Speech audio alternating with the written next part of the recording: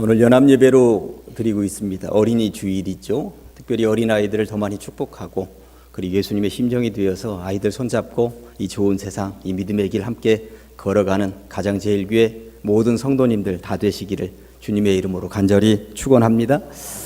설교 시작하면서 먼저 영상을 하나 보시도록 하겠습니다. 아이들도 와 있고 그런데 아이들의 집중도를 높이기 위해서도 그렇고 일단 영상 5분짜리 먼저 보시겠습니다.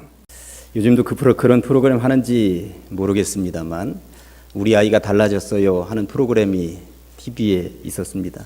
그 프로그램에 보면 별의별 아이들이 다 등장을 합니다. 온갖 입을 다 입에다 담고 다니는 아이, 폭력적인 아이, 부모를 때리는 아이, 뭔가 집어 던지는 아이, 하여튼 발광을 하는 아이, 별의별 아이들, 이 세상에서 가장 문제아들만 다 모아놓은 것 같다 하는 생각이 드는 프로그램이었습니다. 그런데 그 프로그램에 공통적으로 등장하는 이야기 한 꼭지가 무엇이냐 하면 문제의 아이만 문제가 아니라 그 아이들 길러냈었던 부모의 역할이 문제였구나 하는 것이 꼭 공통적으로 들어간다는 이야기인 것입니다. 이런 아이를 만들어낸 데에는 부모의 책임도 크다는 것이 그 프로그램 속에는 담겨 있었습니다. 결국 부모가 달라지니 아이들도 달라지는 것을 그 프로그램을 통해서 보았던 기억입니다. 외교관이라고 하는 직업을 가진 한 남자가 있었습니다. 결혼해서 아이들도 낳고 그랬는데 외교관이다 보니까 외국에 출장이 워낙 많은 거예요. 그러다 보니까 가정에 소홀할 수밖에 없었습니다. 어느 휴일이 되었는데 오늘은 실컷 자자 그렇게 생각을 했죠. 그래서 소파에 그냥 누웠더니 아내가 흔들어 깨웁니다. 여보, 오랜만에 휴일인데 아이들하고 밖에서 좀 나가서 놀다 오세요. 나가기는 싫지만 이거 계속 여기 뭉구적거리고 있었다가는 아내하고 싸울 것 같고 그래, 야 낚시나 하러 가자 하고 아이들 데리고 낚시하러 다녀왔습니다. 그날 저녁에 이 남자는 일기장에 이렇게 썼다고 그러죠. 오늘은 아이들과 낚시를 다녀왔다. 하루를 이렇게 망쳐버리다니. 그러나 그 아이들의 일기장에는 이렇게 기록이 되어 있었다고 하는 것입니다. 오늘은 아빠와 함께 낚시를 다녀왔다. 아빠와 이런 일은 처음이다. 이렇게 기쁘고 행복한 날이 우리들에게 주어지다니. 아이들은 어릴 때의 추억을 가장 오랫동안 간직한다고 합니다. 여러분들은 아이들에게 어떤 추억을 가장 많이 담겨주고 있으십니까? 공부해 이놈아 이런 말들만을 주로 남겨주면서 살고 계시는지요? 아니면 늘 그렇게 품어 안으면서 아이들의 손을 잡아주었던 부모로 기억되고 있으시는지요? 아이는 부모가 해준 만큼 잘한다라고 하는 것입니다. 살면서 가장 행복이 무엇입니까? 저는 가만 보니까 먹는 재미인 것 같아요. 먹는 재미만큼 좋은 것이 또 있을까요? 저는 밥을 굉장히 빨리 먹습니다. 다른 사람들이 핀잔을 줄 정도로 이 밥맛이 좋아요. 어느 때는 밥을 친구 목사들하고 같이 먹는데 친구 목사가 소 목사 천천히 좀 먹어 그러더라고요. 제가 뭐라고 했을까요? 나는 너무 맛있어서 입안에 오래 담아 있을 수가 없어. 빨리빨리 넘겨야지. 제가 이런 말을 했었던 기억이 있습니다. 저는 늘 밥맛이 좋아요. 행복한 사람은 밥맛이 좋습니다. 행복하지 않은 사람은 이 밥이 입으로 들어가는 밥이 아니에요. 입으로 들어가는 순간 뭘로 바뀌어요? 모래로 바뀝니다. 질겅질겅 씹기는 하는데 속으로 넘어가지 않는 거예요. 그러니까 내 요즘 인생의 밥맛이 어떤지 이것만 살펴보면 나의 행복 지수가 어느 정도인지 판가름이 난다라고 하는 것입니다. 아무쪼록 비옵기는 여러분들의 밥맛이 살아나시기를 간절히 축원합니다. 그런데 이 입맛을 가지고 문화인류학자들이 이야기를 하는데 사람의 입맛은 4살 이전에 판가름이 난다는 거예요. 이 아이가 평생 동안 밥을 먹고 살아야 되는지 이 아이가 평생 동안 밀가루를 먹고 살아야 되는지 4살 이전에 무엇을 어떻게 먹느냐에 따라서 이것이 판가름이 난다라고 하는 것입니다. 제가 무슨 말씀을 드리고 싶어서 이런 말을 할까요? 어릴 때 신앙이 평생 간다는 것을 제가 말씀드리고 싶은 것입니다. 어린아이 때 그 아이들의 심령에 무엇을 심어주느냐에 따라서 이 아이들이 이 신앙을 가지고 살 것인가 말 것인가가 아주 소중하게 결정이 된다라고 하는 것이죠. 어릴 때 신앙이 평생 간다라고 하는 것, 이 이야기 중심 인물을 꼽으라 하면 사무엘을 꼽을 수가 있습니다. 사무엘은 아브라함이나 모세, 여호수아나 다윗에 비해서는 조금 뒤처지는 것 같은 그러한 인물입니다만 결코 이스라엘 역사 가운데 외면할 수가 없는 굉장히 중요한 인물이었습니다. 이스라엘 민족의 마지막 사사였고요. 이스라엘의 첫 번째 왕이었던 사울 왕을 그가 직접 임명하는 것이죠. 또 사울 왕이 제대로 왕 노릇을 못하니까 이거 안 되겠다, 갈아치워야 되겠다 해서 두 번째 왕 다윗에게 가서 어린 다윗에게 기름을 부으면서 앞으로 네가 왕이야, 이렇게 얘기할 수 있는 대단한 권력자였다라고 하는 이야기인 것입니다. 그런데 이 사무엘이 어릴 때부터 이 만만한 인물은 아니었다고 하는 거예요. 아까 영상을 보시면서 이시안이라고 하는 아이가 부모로부터 버려졌습니다만, 세상적으로 보면 이 사무엘도 부모로부터 버려진 아이였어요. 젖을 떼자마자 부모는 이 아이를 그냥 성소에다가 맡겨 버렸습니다. 세상 사람들이 보면 이해할 수가 없는 행동이었을 것입니다. 어떻게 저런 피덩이를 젖을 떼자마자 그냥 내다 버린단 말인가, 이해할 수가 없다. 신앙적인 눈으로는 하나님께 맡긴 것이었습니다만 세상적인 눈으로는 이해할 수가 없는 행동이었습니다. 아무튼 사무엘은 젖을 떼자마자 성소에다가 맡겨지게 되었으니 부모와 떨어진 것입니다. 고향 친척들과도 떨어진 것입니다. 얼마나 힘이 들었을까요? 얼마나 밤마다 엄마 아빠가 그리워서 눈물을 쏟았을까요?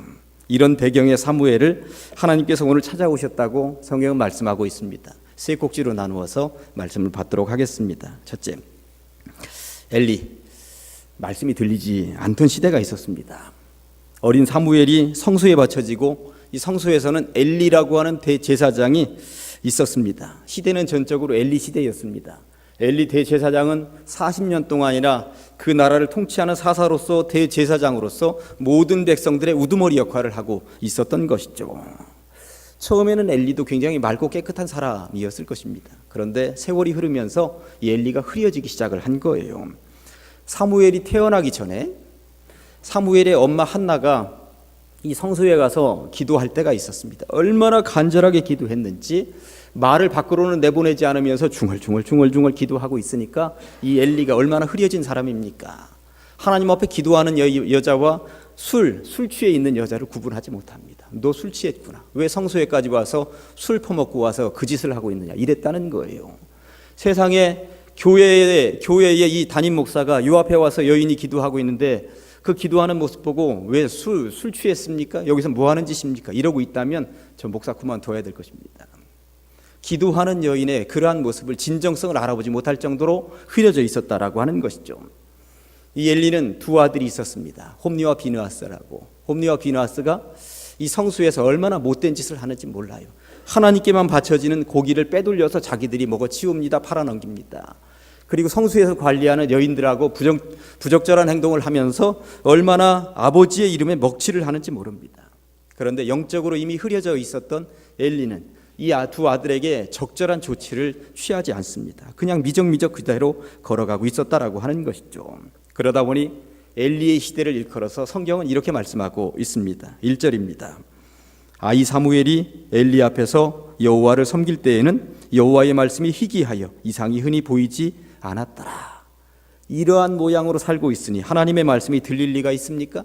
전혀 하나님 편에서 살 생각도 하지 않고 올곧게 살아갈 생각도 하지 않습니다. 세월이 흐르면서 자꾸 흐려졌는데 이 흐려진 것을 깨끗하게 하기 위한 노력도 기울이지 않고 있었던 것입니다. 그러다 보니 하나님의 임재를 절대적으로 체험할 수 없는 시대가 되었다고 성경은 말씀하고 있는 것이죠. 이러한 시대에 하나님께서 사무엘을 선택하셨다라고 하는 것입니다. 그러나 사무엘은 아직 하나님을 알지 못하는 상황이 오늘 본문의 배경인 것입니다. 우리들은 크리스찬입니다. 성도라고도 말을 하고요. 보통은 예수 믿는 사람이라고 하는 것입니다. 그런데 교회에 다니거나 예수를 믿는다 해서 예수님에 대해서 다 알고 있느냐? 그렇지 않다는 것입니다. 사무엘은 젖을 떼었을 때부터 성소에 보내졌습니다. 서너 살 때에 이 성소에 보내졌을 거예요. 이 사무엘이 오늘 지금 어린아이로서 하나님의 부름을 받을 때 이때 나이가 몇 살이었는지 성경에 기록되어져 있지 않습니다만 제가 상상해 보니까 한 10살쯤 되었을까? 그런 생각을 해본 거예요. 그러면 성소에서 사무엘이 몇 년 지냈겠습니까? 한 5, 6년 정도 지냈을 것입니다. 그런데 젖을 뗄 때로부터 5, 6년 정도 성소에서 대제사장이 하는 일을 도우면서 늘 제사 드리는 집례하는 것을 옆에서 도우면서 지냈던 사무엘이 하나님을 알지 못했다고 성경은 지금 말씀하고 있다는 사실입니다. 전혀 그렇지 않다고 7절에 보니까 이렇게 되어 있습니다. 사무엘이 아직 여호와를 알지 못하고 여호와의 말씀도 아직 그에게 나타나지 아니한 때라. 이 말씀을 읽으면서 그렇구나. 그동안 사무엘이 성수에서 매일 매 순간 잠을 자면서 밥을 먹으면서 집례를 도우면서 제사 드리는 옆에서 쳐다보면서 있었지만 하나님을 알지 못했다는 거예요. 모든 공예배에 다 참석했음에도 불구하고 말입니다. 이 자리에 아이들이 있습니다. 이 아이들은 사실 부모 손 따라서 부모 손 잡고 교회에 나온 아이들이 대부분입니다. 이 아이들이 주님을 얼마나 알까요? 교회에 어릴 때부터 나왔고 유아 세례도 받았고 벌써 5년, 6년, 10년, 15년 교회에 나왔지만 이 아이들이 얼마나 예수님을 알까요? 제가 생각해보면 부모 손잡고 나온 것뿐이지 제대로 예수를 구주라고 그리스도라고 고백하지 못하는 그런 한계 상황에 처한 아이들이 얼마나 많을까 그런 생각을 해보았습니다. 교회에 앉아있다고 예배 드린다고 다 주님을 아는 것은 아니구나 라고 하는 것입니다. 어찌해야 할까요? 아이들이 스스로 주님의 음성을 들어야 하는 것이고요, 주님을 만나야 하는 줄로 믿습니다. 그래서 세 번째 꼭지가 사무엘 하나님의 음성을 직접 듣다라고 하는 것이죠.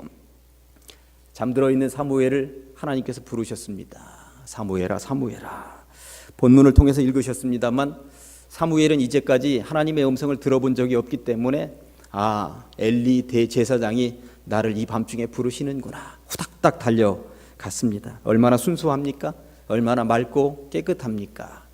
달려갔는데 엘리 대제사장이 내가 너 부르지 않았다 이렇게 말씀하시는 거예요. 그래요? 뒷머리를 극적극적 하면서 다시 잠자리 가서 자려고 하는데 사무엘아, 사무엘아. 거듭거듭 3번씩이나 이랬다는 것입니다. 보통 요즘 아이들 영악한 한 10살짜리 같은 아이들이면 한 2번 정도 그랬다면 저 노인네가 망령이 들었구나. 장난하나? 다음에는 이제 소리가 들려도 안 가야지 그랬을지도 모릅니다. 그런데 사무엘은 3번씩이나 거듭거듭 달려갔다는 거예요.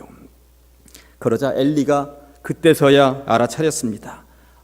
하나님이 부르시는 것인데 저 아이 사무엘이 아직 알아차리지 못하고 있구나. 사무엘아, 내가 부른 게 아니라 하나님이 너를 부르시는 모양이구나.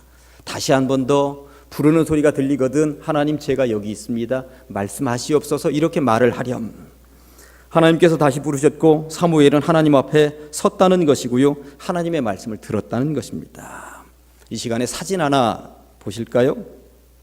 오늘도 무사히 대형 버스나 택시에 많이 붙어있는 그림입니다. 많이 보셨죠? 이 그림의 원본은 이렇습니다. 이게 원본입니다. 이 그림의 주인공은 여자일까요? 남자일까요? 남자입니다. 이 그림의 주인공의 이름은 누구일까요? 사무엘입니다. 사무엘. 머리를 자르지 않겠다고 하나님 앞에 약속했기 때문에 사무엘의 머리가 너무 빨리 치웠어요.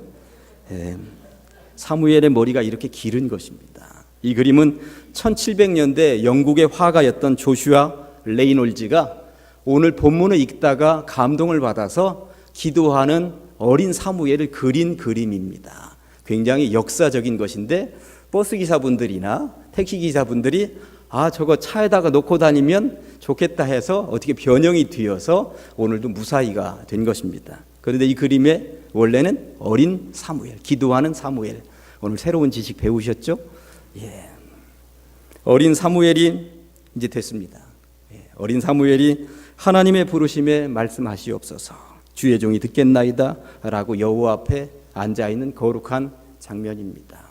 사무엘이 이제 하나님 만났고 하나님을 알게 되었고 이제 하나님께 절대 순종하면서 죽는 날까지 충성봉사한다라고 하는 것입니다. 우리 교회에 아이들이 있습니다. 부모 손잡고 나와서 억지로 예배 드릴지도 모릅니다. 찬송하라면 찬송하고 설교 들으라면 귀를 쫑긋해 보기도 합니다만 이 아이들이 친히 주님을 만나지 않으면 아무 소용이 없다는 거예요. 이 아이들이 부디 비옵기는 전부 다 주님을 만날 수 있도록 우리 부모님들이 기도하고 잘 연결하고 안내할 수 있기를 간절히 축원합니다. 이제 말씀을 정리합니다. 엘리가 통치하던 시대, 그 시대에는 말씀이 들리지 않던 시대였습니다. 하나님 앞에 올곧게 서 있으려고 하는 노력도 하지 않았고 엉망으로 살았기 때문에 그렇습니다.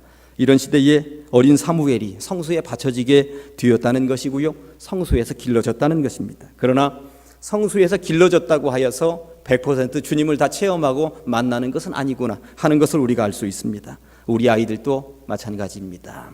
이렇게 우리 아이들이 부모 손에 이끌려 교회에 나와서 앉아있지만 주님을 아직은 제대로 알지 못하는 아이들이 분명히 있습니다. 사무엘의 오늘처럼 이 아이들이 우리 주님을 진정으로 체험할 수 있도록 기도 제목 꼭지에 꼭 세워놓으시고 아이들 손잡고 올곧게 신앙으로 살아가시는 모범이 되시기를 주님의 이름으로 간절히 축원합니다. 기도하시겠습니다. 하나님 아버지 감사합니다. 어린이 주일로 온 가족이 모여 연합예배로 드리며 축제로 모이게 하시니 감사합니다. 이 시대에 우리 아이들이 주님을 만나 주님의 음성을 듣고 주님을 온전히 알아가는 사무엘 같기를 소망합니다. 꿈을 꾸는 아이들이게 하여 주시옵소서. 사무엘처럼 자라 민족의 지도자가 되게 하여 주시옵소서.